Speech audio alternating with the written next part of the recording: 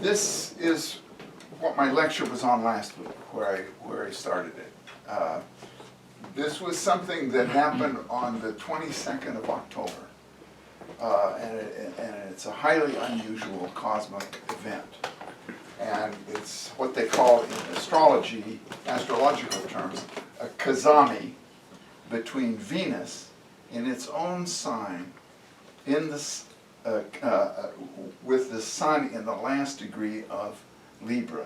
This is really interesting and individual because it elevates Venus, being in the heart of the sun and protected because it's in its own sign. It elevates Venus into a position of great prominence and great power. And it happens to be on the same degree as my rising sign.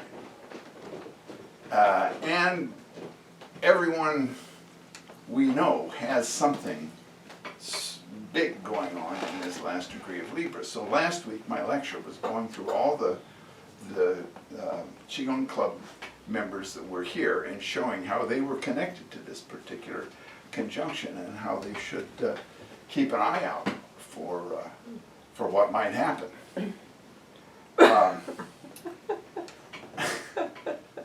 What's so funny? Oh, Jimmy just had a crazy week. We were talking about, like, I wonder what was going on for him astrologically. Well, you know, the fact that I have Libra rising, and that means that Venus rules my chart, essentially. And I have Venus 8 degrees from the sun, which means it's under the beams, which means that, well, you guys didn't know me before I was 60. But I will tell you, when I was younger, yeah, Kimber knew me a bit this when I was younger. When I still would, if I, you know, if a woman was in a particular range of physical attractiveness, I fell in love for the most part if she showed any interest in me. And oftentimes ridiculously and embarrassing. I mean, as I got older, I learned to repress it and not do anything unless the attraction was mutual. But the thing is, it wasn't just like a fun, romantic love affair when I fell in love, particularly if it was reciprocated. It was like earth-shattering, divine experience of the heavens opening and me connecting with the goddess of love and being able to feel that, yes, life meant something and there was purpose and reason in my existence. Yeah, I think you were still in that stage when I first met you. But you were at the tail end. I was at the tail end. I was in the process of growing out of it. Yeah. At least, so I thought. Uh-oh.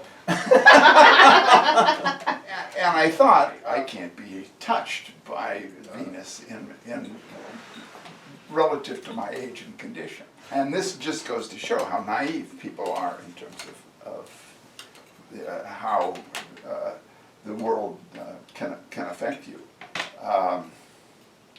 So this is the first time I've talked about it. And I may not talk about it again. It's a little bit embarrassing. But around this time, I fell in love. Around this time, meaning around this, like, week? That day. That day, yeah, like last week. Yeah. It's the carpet. It's a beautiful carpet. This is something that you will never see again, or I will never see again. It is the kind of thing that a carpet lover longs for his whole life and only happens once. It was the perfect carpet. This carpet has the label Turkish carpet, Oushak, mid-19th century, which my knowledge of and I'm going to have to go into a little bit the long love affair with rugs. You have to. I don't do this very often because it's the kind of thing that people get bored with if you have an obsession about something and you talk about it too much. But I have had a long love affair with rugs, and you can see that probably it is some sort of replacement for some other kinds of love affairs that I no longer have. You can fill your house with them and feel loved.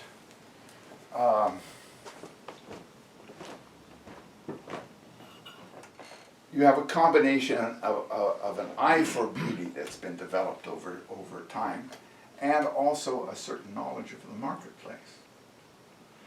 And I'm going to have to give you a little history of Turkish carpets.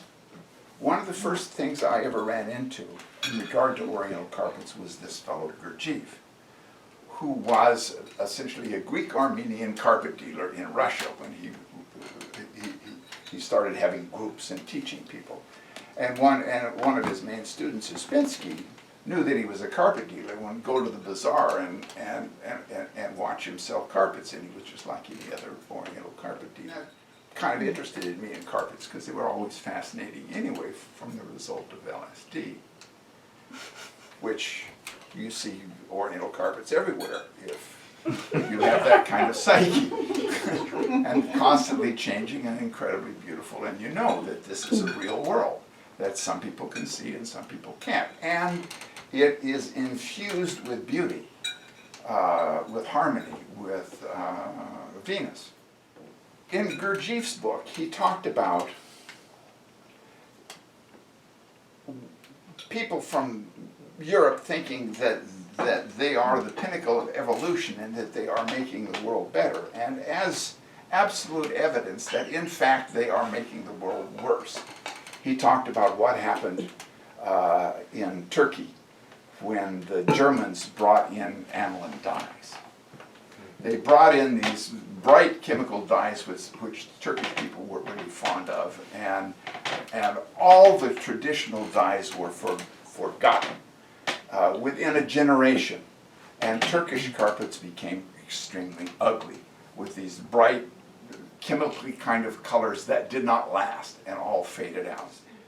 When I was in the carpet store for 3 years and saw lots of different carpets come through, I never saw an old Turkish carpet. There are the rumors that these carpets were very beautiful but very rare, because after World War I, they all got destroyed by the introduction of aniline dyes. And the fact is, if you put a carpet on the floor and walk on it for 20 years, you wear it out, you wear holes in it. There are very, very few carpets that last more than 20 years of being walked on. Furthermore, 100 years. So any carpet that purports to be 150 years old is generally lying or is totally worn out. You see fragments of carpets like that, but you never see a perfect condition Turkish carpet of the mid-19th century. And I thought, well, that's a laugh. But the fact is, this is really kind of an interesting carpet.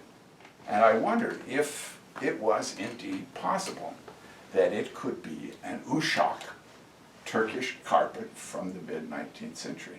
Not really realizing that I had been taken over by a Venetian power that was beyond my control. I spent 3 solid days researching Turkish carpets and learning everything I could about them. And the fact is, I verified for sure that this is a Turkish carpet and an old Turkish carpet. But I never found anything like it. I never found anything as good as it. Now, as good as I found on rug sites. These 2 carpets, this one, this is like a 17th century Turkish carpet. Whoa. Maybe a 19th century. Maybe this is this. I think this is the 17th century Turkish carpet. And you got to realize, a carpet like this somehow accidentally got locked away someplace so that it didn't get worn out. Most all carpets that are that old or have holes in them are worn. I like that one. But you can look at the way they use the red and the blue and the way the corners are, and you think, oh, you know, actually there are some strong similarities to this carpet. There's a lot more color in this carpet. This red and blue thing in the middle, which I first was kind of put off by because I thought, well, that can't be vegetable, is repeated in these really old Turkish carpets that they have fragments of. So I went over, I walked over to the rug, to the auction here, and it was interesting. The sale was essentially old advertising Coke machines and one of these horses that you put a dime in at the grocery store, and some Indian blankets and some the Western ordinary semi-antique furniture, and nothing particularly special, and one Oriental rug. And which rug was it? This one. It was that one. It's over here in Aurora? It was over here in Aurora. Oh, wow. See, this came up in the Aurora auction Whoa. for last Thursday, and I looked at it and I thought, could that really be an 18th century, a 19th century Oushak Okay. carpet? And so I went over and I looked at that carpet and concluded that it might well be the real thing. The colors were not run, and that was the thing with the aniline dyes at the turn of the century. The colors all ran or faded out. None of these colors were run, and none of them were faded out. They were the same front and back. Maybe one's a little questionable. But these are all vegetable colors. And I looked at it carefully and flipped it over, and it indeed is, this is an old carpet.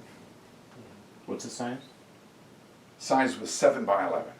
What is a carpet like this that, from my researches, indicated, and I went on all these rug stores, and most anything in this neighborhood, they would say, inquire for a price. They're not going to advertise what they can get for these things. But these really old Oushak carpets that were being sold for $30,000 now. If you advertise a price, that's not the price you're willing to take for it. But it's an indication that it's you have moved out of innate value and moved into the art market, which is crazy ass, and you can't really understand it unless you're in it. But I quickly came to the conclusion that this carpet probably I became sure that this carpet was worth in excess of $10,000. What was it doing over at the Aurora auction all by itself? How did it get there? Because I never saw anything like this in all the years that I was at Opie's or in looking at rugs on the internet or seeing rugs or buying rugs on eBay or looking at, I've been looking at rugs now for 50 years, and I've never seen this good of an old rug from Turkey. And they are so rare because they were all lost, essentially. They're not that thick of rugs, and so they all got worn out. It wasn't until this was all over that I realized that there was indeed an astrological connection. And Did you get the rug? He's waiting until the end to say it. that's the climax of the story. Sorry, and where I bring back in the astrology. Was the drug dealer's estate? That is my assumption. It could be Barton.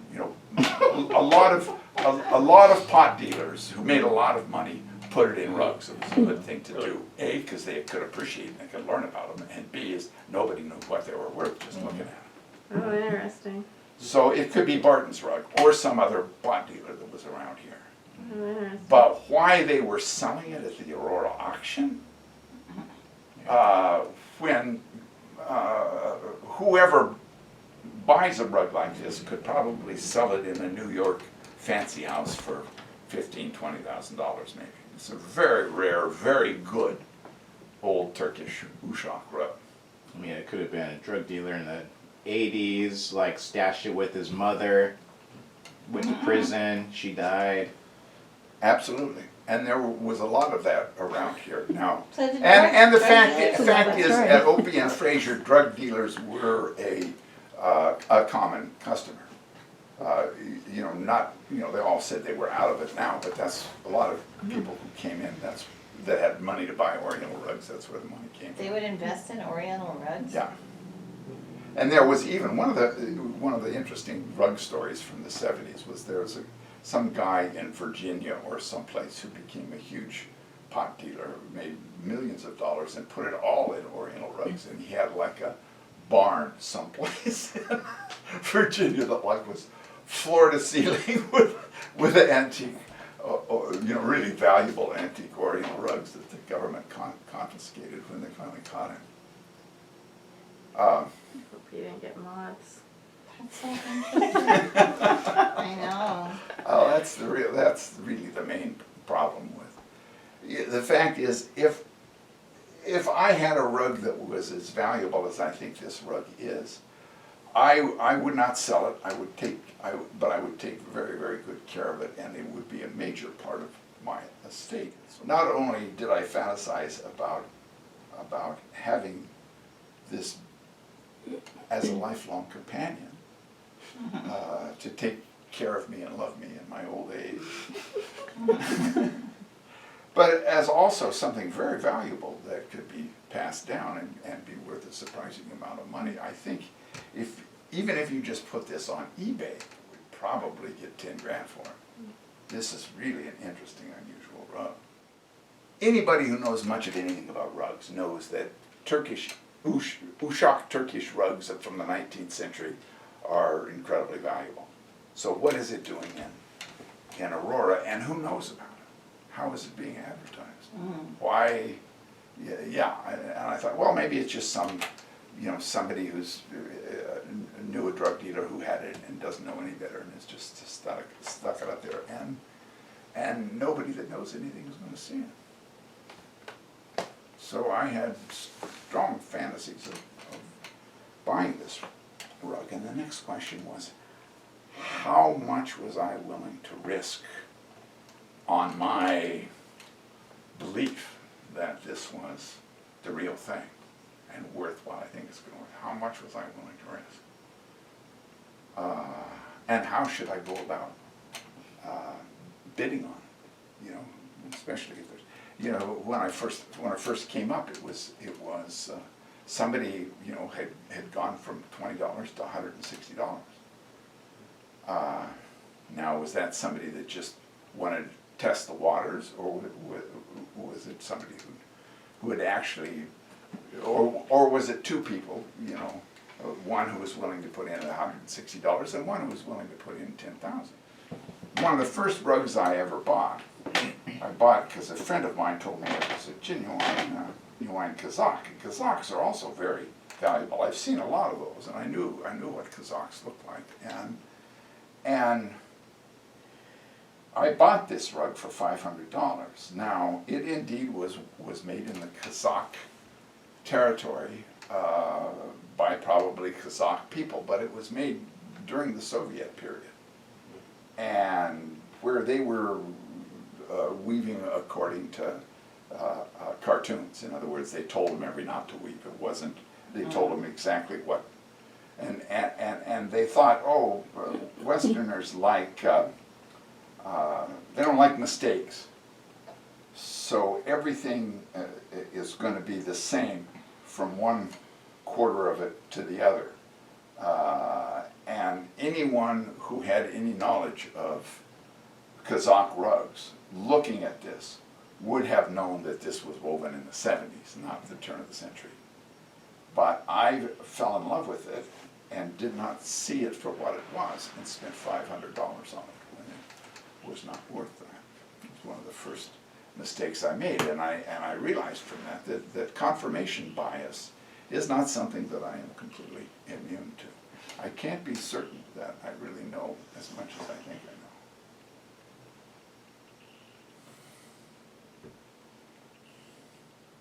So it's not worth $500?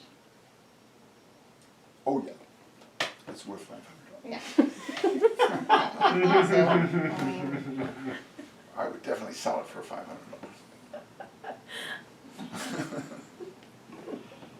That's the thing with so much of this stuff.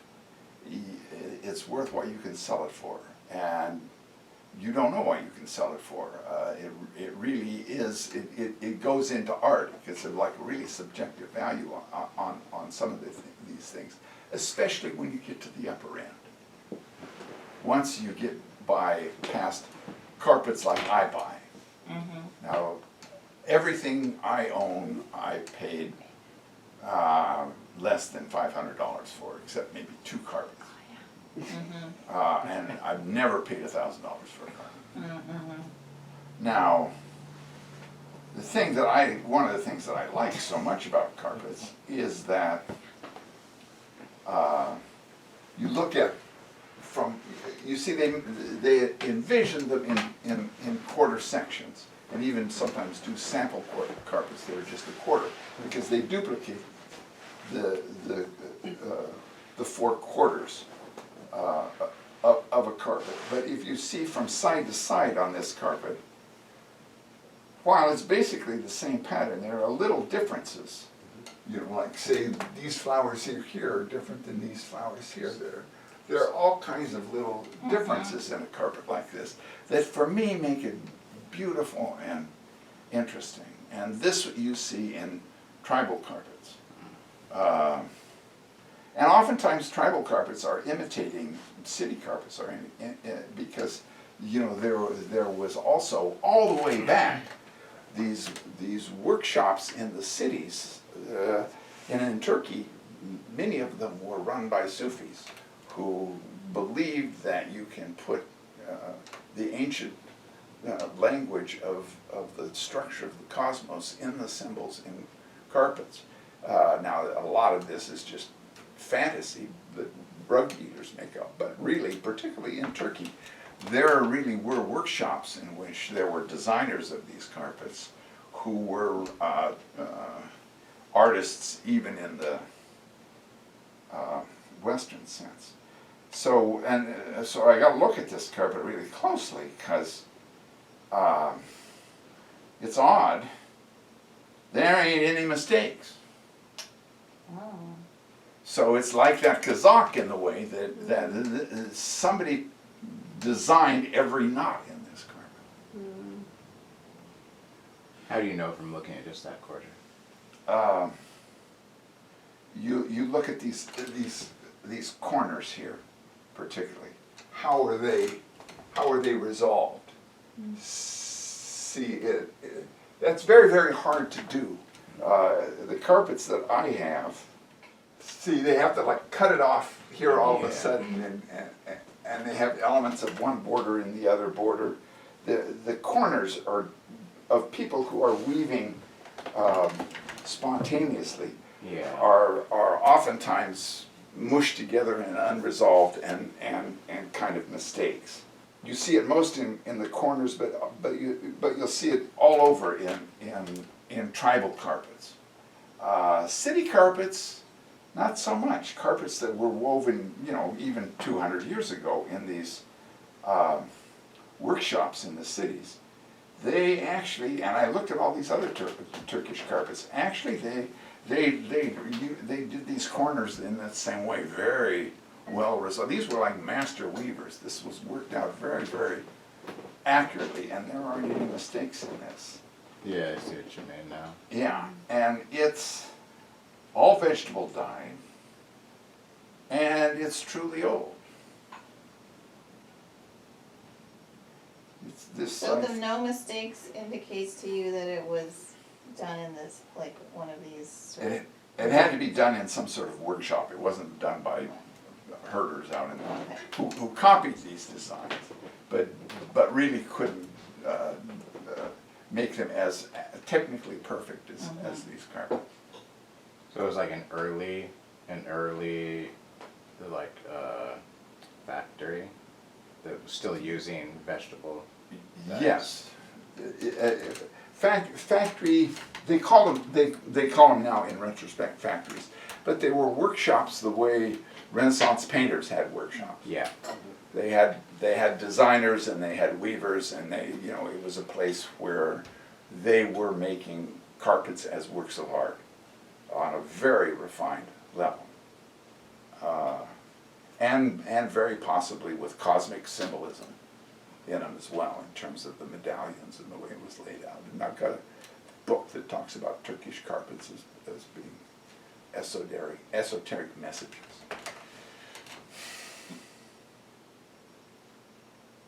So I decided this carpet has to be worth $10,000. And I was willing to risk $2,000. I was willing to go as high as $2,000.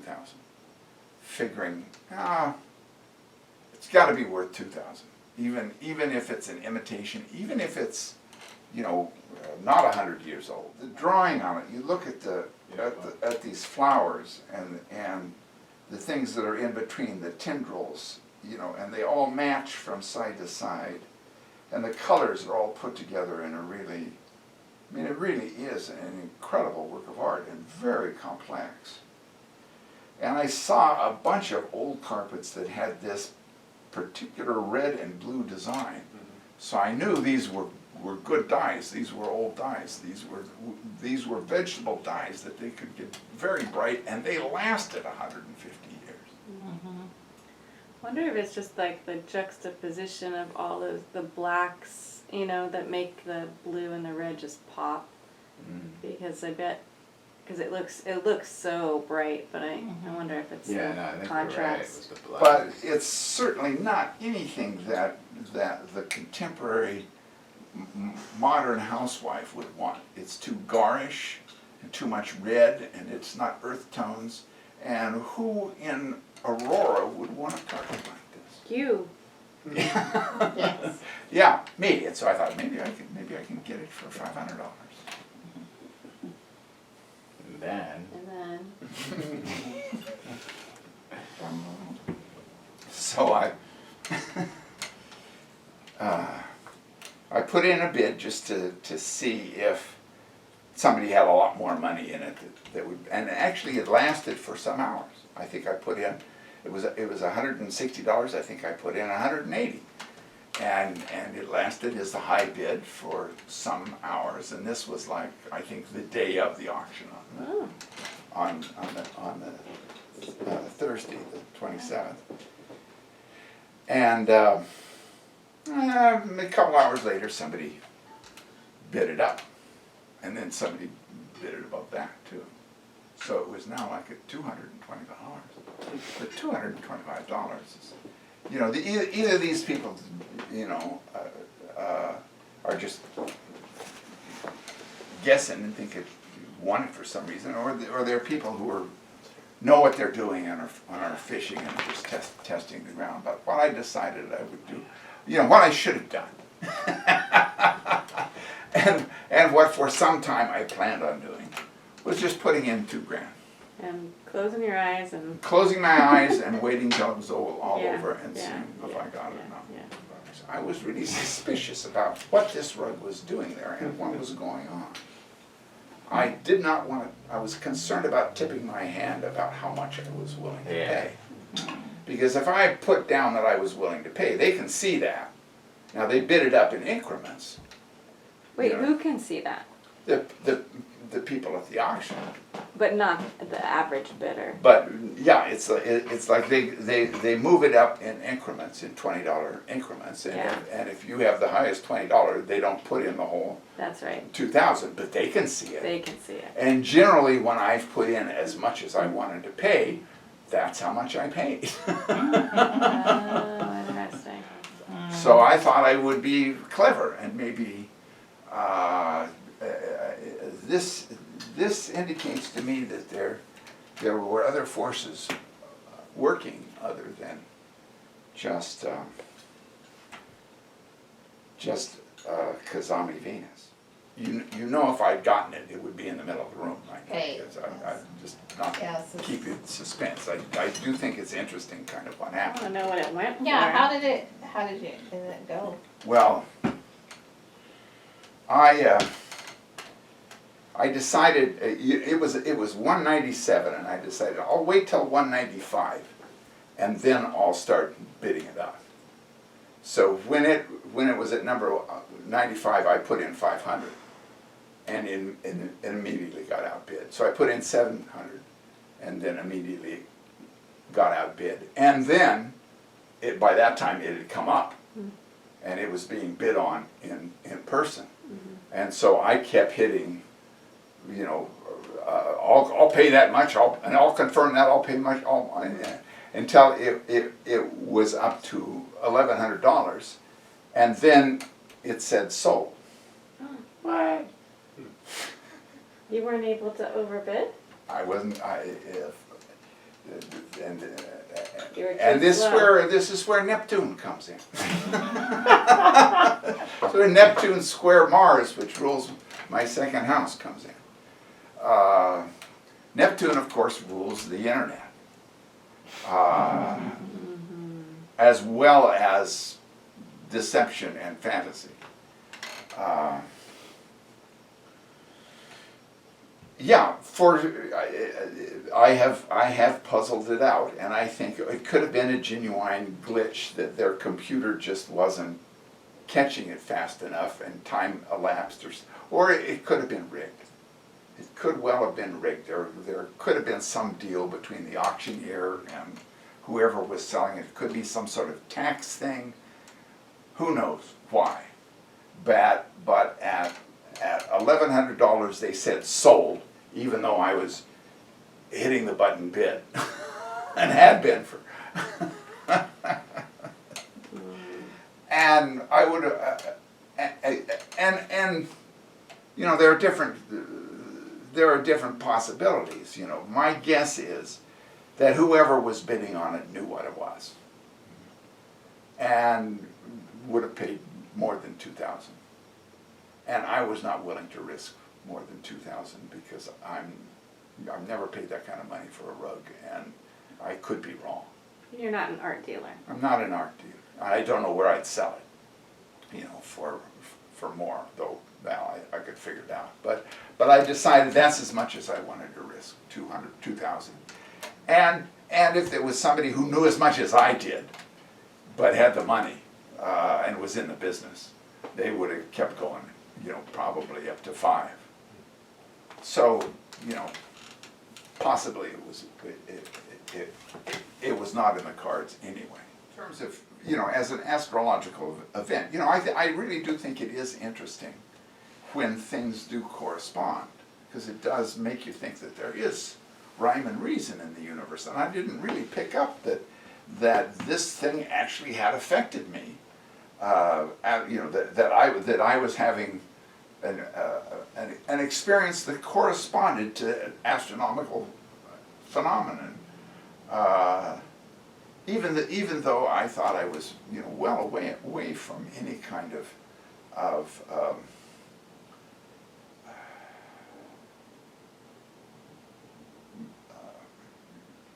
Venus, while it is a benefic, it is for me a benefic of the other sect.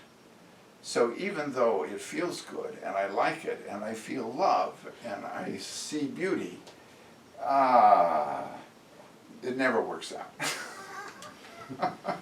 And my heart is always broken. That's kind of my pattern. And that's interesting that, okay, so it has, it is in this incredibly exalted position, this Cazimi, in the last degree of Libra, and then Mars, or both the Sun and Venus, still in Cazimi, still within each other, moves into the first degree of Scorpio, which is the house of a malefic, and that means that Venus is no longer protected because it's not in her own house. In fact, it's the anti-domicile of Venus. It's one of the worst places it can be. So not only is it in a bad place, but it is also blinded by the sun.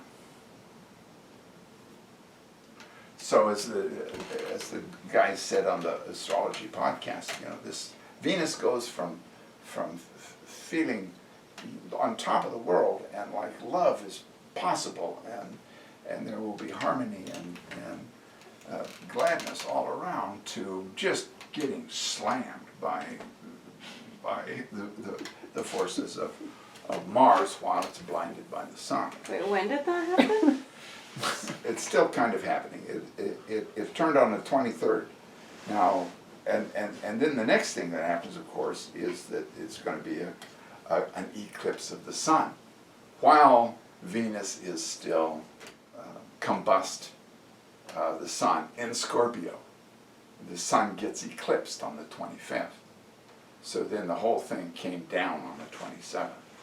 So there was this Cazimi in Libra, and then Venus is dumped on by the fact that it's in the house of Mars, and then the sun is eclipsed. I didn't realize there was an eclipse on the Yeah, it was an eclipse of the sun on the 25th, and it's a big one. You know, not as big as the eclipse of the moon that's coming on the 8th. But if you remember, it was the first date that I predicted my death on. Yeah, I do. I have that. Because Saturn is conjunct my moon, and Uranus is square the moon and opposite Jupiter. Now, the other thing, of course, that's happening right now is that Mars at 25 degrees Gemini is 1 degree from my natal Uranus and 3 degrees from my natal Mars. So it is having a return. And as it's having its return, it is square Neptune, the planet of deception and delusion. And Mars, of course, is the ruler of my second house, the house of money, which has Jupiter in it, which means I have really great good luck and great fortune. I mean, this really was an opportunity. If I'd gotten that rug, I think I probably could have made $5,000 easy with a phone call. You wouldn't, though. You'd keep I it. would keep it, yeah. But it would certainly be the best place to have $2,000 that I have available to myself. You already decided where it would go. Yeah. That's one of my rules, is I can't seriously try to buy a rug unless I have a place for it. Where would you have it? I would have had it where that long rug that I do Tai Chi is down there. I would have rolled that up and put it right there in the Qigong room. Would have fit really nice. Really tie the room together. Really yeah, and it would go so well with the Bakhtiari that's right. Oh boy. Sorry. Yeah, and I gotta say, you know, when I lost it, and I realized, you know, you might have gotten that if you'd just not been so clever and just put $2,000 in the beginning, what you were willing to pay for it, and see what happened. Now, I probably would have gotten outbid anyway, but maybe not. Maybe the guy was just like me and not absolutely sure what he was doing. If somebody had bid $2,000 on it, would you have been like, oh well, like early on? I don't know. Just curious. I don't know. $2,000 is a lot for me to risk on my knowledge, particularly given the factor of confirmation bias, which I am not immune to. It was a combination of an opportunity like I have been blessed with a number of times in my life. You know, like I had a chance to buy a house in Ladd's Edition for $39,500. And I had a chance to buy a house on Madison and 32nd for $14,000. And I passed on both of them for various stupid reasons, you know. I've left a lot of money on it. I've been gifted with opportunities like this a number of times in my life, and because I have Jupiter there, the opportunities come, but because Mars rules that sign and it's of the other sect, and it's a battlefield, it's a fucking battlefield, I always am fearful that I'm going to lose all my money, and I make mistakes. I do stupid things. I will remember this like I remember those houses. But the fact is that it confirms the fact that, yeah, you know, if you really follow these astrological placements and one really hits pieces that are connected, you don't know what's going to happen, but something's going to happen that does correspond, which means, oh, there well may be something in the universe bigger than what we currently understand with our cognitive powers. Am I at 9? I think that was like the perfect ending. Well, that when it moved into Scorpio, it also was conjunct your natal Chiron, bringing up the very deep wound of love. The wound that doesn't heal. Yeah. That is square my natal Venus. Kind of carpet that I usually buy, and I paid like maybe $500 for this. And you see it's got big worn spots on it, but it may be 100 years old. I like that gold one. That's not yours? This is the best Turkish carpet I have. And I do think this is Turkish. I wasn't sure before, but now I think it really is an old Turkish. But look at it, it's full of holes and worn out. If it was in good condition, it might. See, this is more the kind of carpet that I have found in the past that's really, really good and cheap for what it is. I think I paid $200 for this carpet, and I think it's worth $1,000. I really like that one. Yeah. It's a great. It really is a great carpet. It's Is that got a the tribal? old dyes, the old wool. It's not worn. I hide it away, and I hope the moths haven't eaten. But you see, it's not in the same league as that other one. Now, No, that other one was really. yeah, it's very unusual, and the colors are so striking. And for them to do those with vegetable dyes and the drawing on it. Now, this is what happened to Persian carpets after they started going for the European market. You know, all these flowers and stuff. Now, I love this carpet, but it's not like the old ones. You know, you can see a difference between this carpet was made in the 20s and that Turkish carpet that was made in probably 1870 or so. Well, at least you have a picture of it. Yeah, at least I have a picture of it, and I go by that house on Madison every once in a while too, and look at it. Madison and what? Oh, great. Well, there's one in Ladd's edition that I haven't been able to go see. It's too painful. And then there's that one on Madison. It's right near the Dharma Rain place where I used to go all the time. It's probably worth 100 times that amount now. Oh yeah. Neat. Yeah. Just saying. Pour the salt on the wound. Yeah, but a lot of, right, that would have been a lot of work. And Well, I would have lost my kids. That's what I decided. well, You then know, it because wasn't my worth kids it. were here, and Yeah. it would have been the kind of thing of hauling them on the weekends, which takes 2 hours back and forth. They would have gotten bored with it, but here they could just walk between the houses, and I could have them every other night, and it was worth it. Yeah. Plus, I like this house where it is, how it is, much better than Ladd's edition. Yeah. Yeah, you couldn't have a Qigong club like. Yeah, I couldn't have a Qigong club like this in Plaza Edition. There you wasn't might the be space able- for it now. I mean, I could've not figured it you out. wouldn't have it like with the space around the building and Yeah, looking like, out like over, a wetlands and just pasture. and a train going by Wait. 4 times. Is it true? Did you and say a little 4 times? stream. 4 times an 4 hour. times an hour, yeah, let's be honest.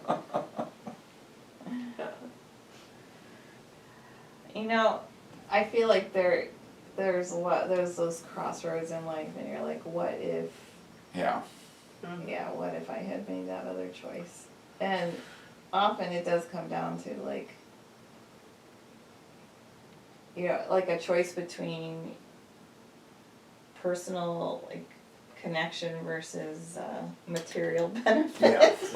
Well, like what's good for your soul versus what's good for your pocketbook. And when you look back years later at the choice you made, it's hard. It's easy to see how that could have gone completely awry.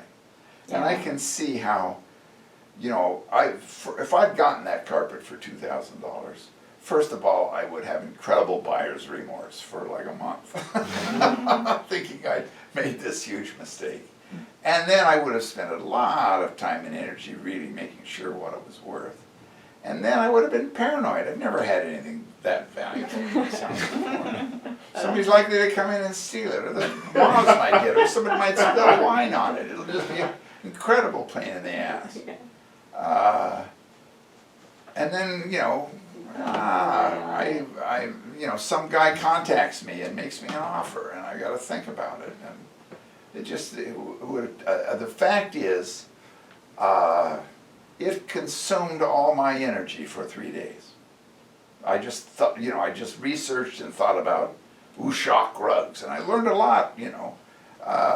But, you know, I have important things that I need to be doing. To take 3 days out because I fell in love with an Oriental carpet it just makes me grateful that I'm in a position where they couldn't have come at me in a way that affected me for longer, because I think I'm okay now. Yeah, if you owned it, it would have obsessed you for a long Yeah, longer. it would have than taken a things. great deal more energy. Yeah, that's a good And point. might have, you know, could be, I was wrong. And then, boy, you know, that really, it's like that $500 Kazakh. I have a bad feeling every time I look at that rug. Even though it's not a bad rug for $500. Yeah, I mean, I bought rugs for $500 at IKEA, which are, you know, not nearly probably as nice. Well, that rug that Jimmy's sitting on, I paid $400 for that at the Aurora auction. And I've loved that rug more and more every day. That's a really cool rug. It has all kinds of, see, I like mistakes. I like things that are different from side to side. I find rugs that have all kinds of weird stuff in them much more interesting than rugs that are perfect. Even though, you know, that rug probably is not worth more than $800. Well, I can't sell it for more than $800. In a store, you can see it at $1,500. Bowie really likes it. Really digging it. No, this wasn't. Well, at least you got to fall in love again. Yeah, at least I got to know what it felt like again to think of someone else in such divine terms, to see seeing God again out in the material world. Great. It almost seems like it was two totally different experience. I mean, just the charts being so different on the 22nd versus 27th of Venus. Yeah, But like the falling in love is very different than actually like getting the rug. yeah, yeah. Because you know, usually there's not all that much money involved in falling in love, and if there is, it's not a good sign. Oftentimes. Well, it's interesting too that your second and seventh house share the same rulers, Aries and Scorpio of Mars. Yeah. So it's weirdly tied up in your long-term commitments. Well, and that relationships are a battlefield as well as money. My lot of daimon is in Aries in the seventh. So even though life is a battlefield, or relationships are a battlefield, and money's a battlefield, that's what my daimon has committed me to do, and I gain wisdom through these kinds of suffering.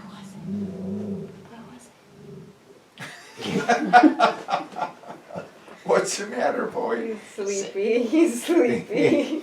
He's overtired. He's overtired. He wants to go home and go to bed. Tired. He heard a noise. I made a noise and then. Oh, we thought you were suspicious. That was a great lecture. It had a Oh, beginning, good. I middle, wanted and to, end. Yeah, I you know, did. I was engaged. interesting in my. There was a Yeah, good- there was suspense. That was very, very engaging. Yep. Had multiple All right. threads going on at the same time. I'll see you Tuesday at 4. on Okay. Zoom. Yeah. Okay. Bye, everyone. Bye, Kelsey. Kelsey. But Bill, do you Okay. want any of these beans?